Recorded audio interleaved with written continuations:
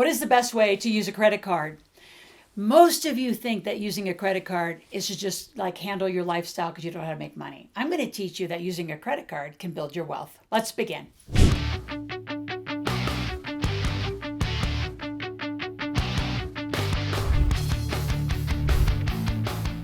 The three things I'm going to talk about is number one, how do you qualify for your first credit card? There are really strategic techniques on how to do that. Number two, how do you choose your first card? And then how do you best use cards over time to keep your credit high? And number three, how do you build proper credit and then continue to use them properly? You're going to be shocked. Everything that you've learned about how to use a credit card, especially from our little friends Susie Orman and Dave Ramsey, are wrong. So get a pen and paper. This is so important for you, your family, and for those up and coming teenagers, for those of you who have them. How do you qualify for your first credit card? That is the biggest question that most people ask. And it's shocking to me, quite honestly, that adults haven't got one yet. If you're a parent, you need to introduce this really young to your kids. And the way you do is you get your card and you let your teenage use that card. That's a whole nother video. You can search terms for it. And I'll tell you how to get your kids up and running and being super financially literate with the card. But for you, most of you think that getting a credit card is going into debt, and your relationship to debt is absolutely screwed up. Credit is using someone else's money, right? The credit card comes from a bank. It's going to come from Citibank, from Chase, American Express, Discover, whoever you use. It could come from an airline. It's going to come from a financial institute, and it's essentially applying to use their money for 30 days. And if you can get it interest-free, you have free money for 30 days. So why would you use your debit card straight out of your bank account when you can use somebody else's money? So I can tell you that first card and how you qualify for it is so critical. And you need to do it minimum when you're 18 years old. So how to qualify? You just have to begin. And you got to open up those browser and go into a Capital One tends to be pretty simple for individuals. I can also tell you from experience, I send a lot of people to those big box stores. Costco gives initial credit cards, and even people with have really low credit, I've had them have high success there. So either way, whoever you pick as your first one, it's the application that's going to get you qualified. So a lot of you, and I want you to write this down, you're begging for money versus insisting the money. Like there's a confidence of saying, I make money, I deserve to have credit, so I can build really your financial base, your credit, and your, I'd say your financial literacy. You're not going to say that to a credit card company, but you don't want to go in a begging attitude. That is the worst thing. And on your application, here's what most people do. They actually tell the exact demise that their life is in. You talk about you've already screwed things up, you have huge student loan debt. Here's what you need to do. This is the number one thing you got to do.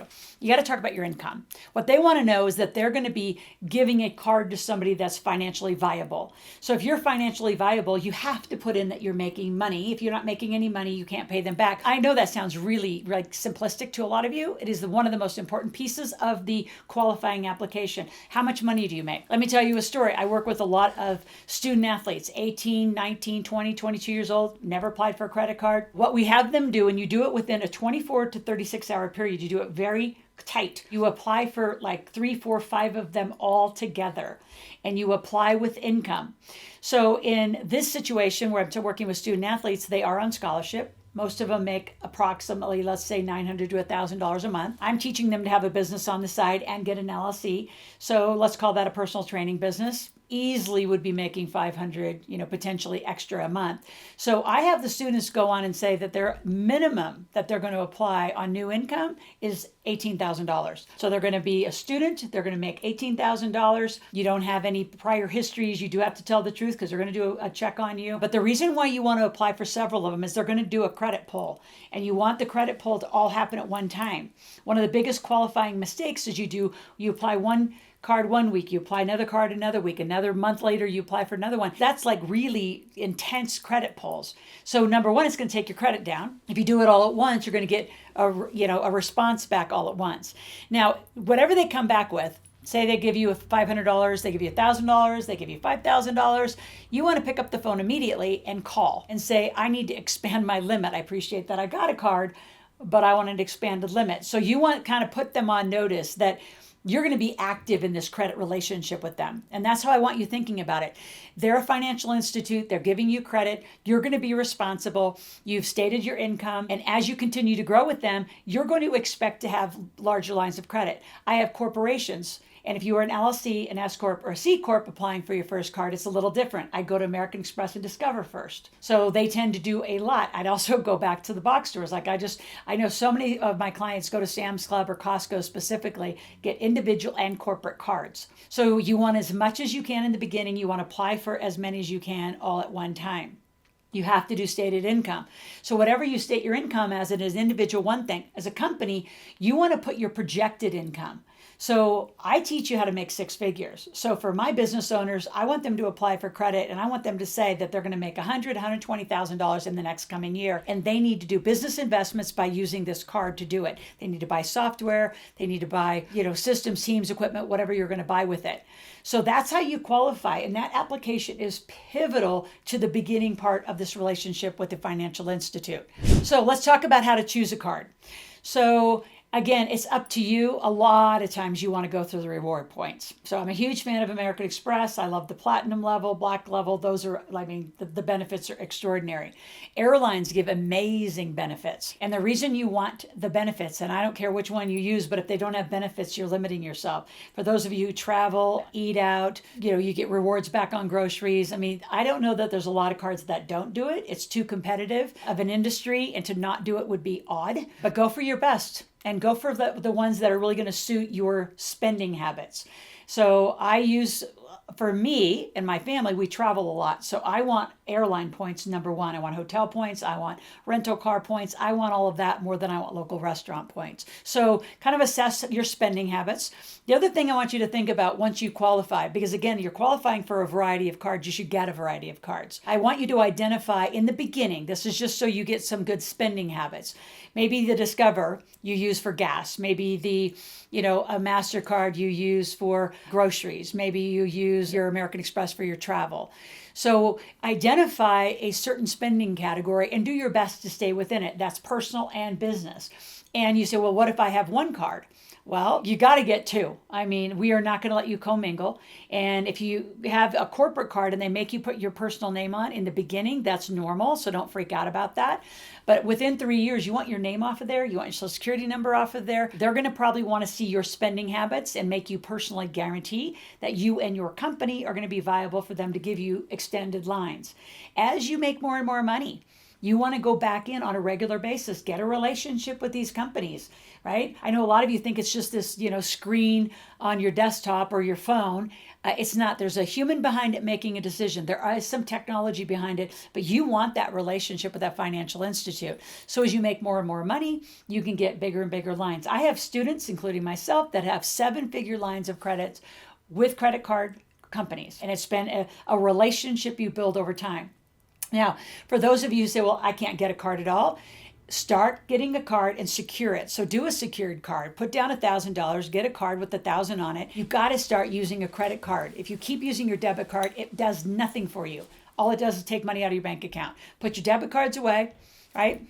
Get out your credit cards. It increased your personal credit, increase your corporate credit. It is imperative.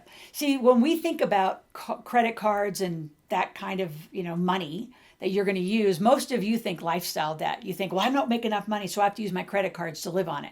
Now, I want you to think these credit cards, it's 0%, that's free money. For 30 days, you get to use somebody else's money, and you get to go make money on that money. So we talk about credit cards as a form of building wealth and good debt, where most of you have been conditioned that it's bad debt.